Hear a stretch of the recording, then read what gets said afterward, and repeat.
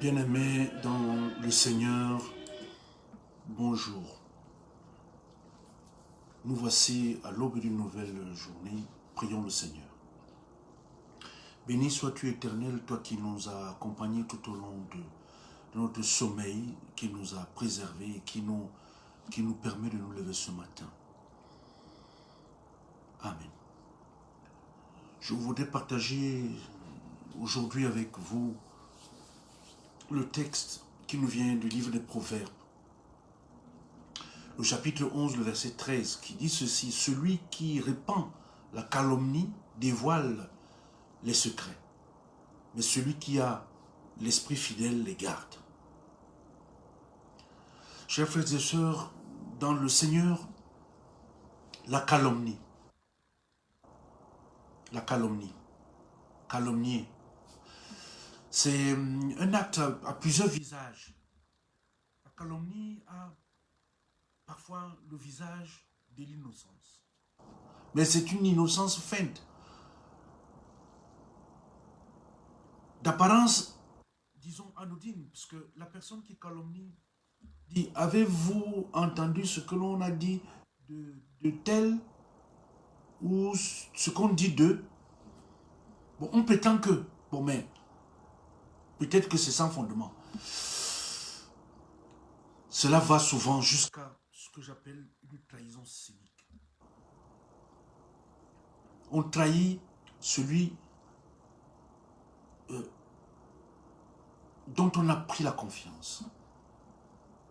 On s'empresse d'aller divulguer des secrets qui nous ont été confiés par des gens. C'est du colportage, c'est du faux témoignage.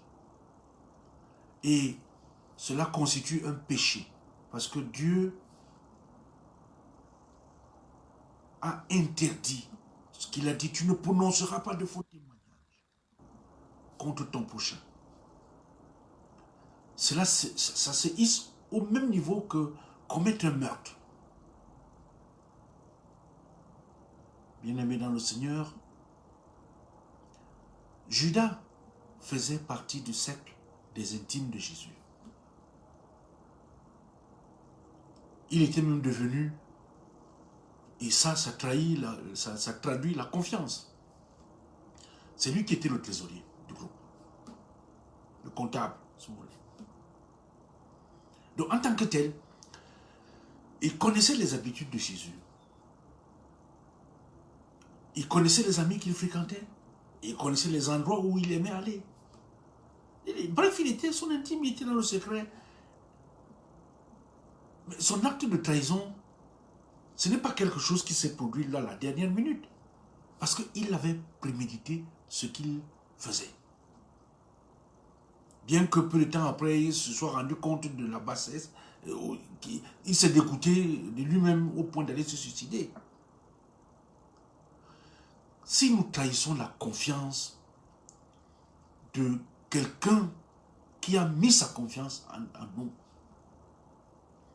n'espérons pas échapper ni au remords, ni à la honte, ni au châtiment. Est-ce que tu as déjà trahi quelqu'un? Est-ce que tu as déjà trahi quelqu'un? Est-ce que tu as déjà porté un faux témoignage sur quelqu'un?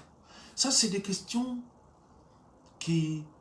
auxquelles on ne peut pas répondre en public. Mais devant son miroir, on sait ce que l'on a fait.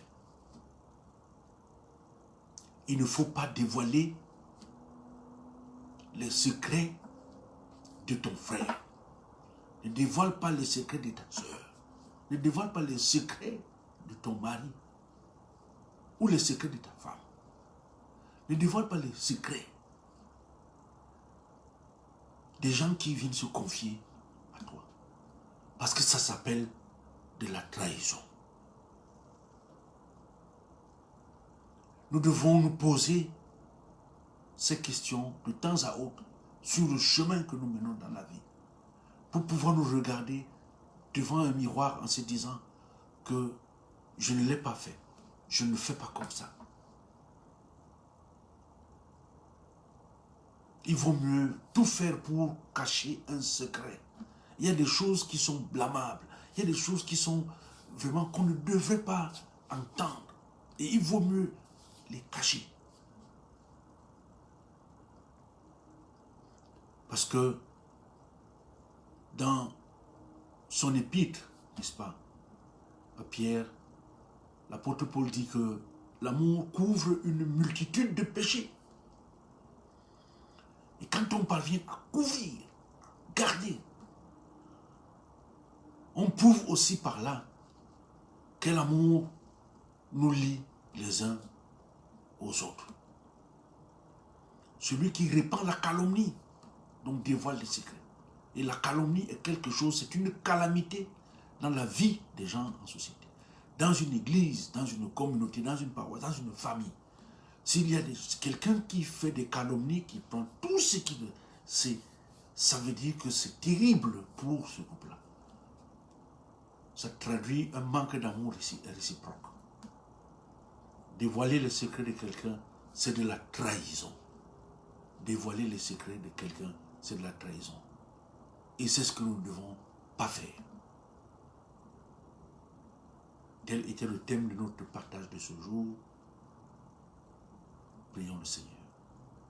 Seigneur notre Dieu, nous te disons merci pour cette nouvelle journée de vie et surtout cette interpellation matinale sur la dimension du secret, de son importance, de savoir la tenir, nos bouches, nos langues, pour éviter de répandre entre les oreilles, aux oreilles des gens, ce que nous savons de secret chez les autres.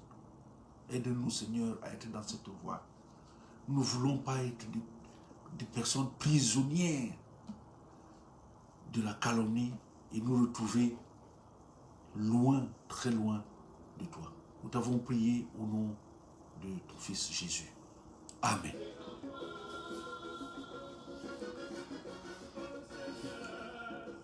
Merci pour ce moment de partage.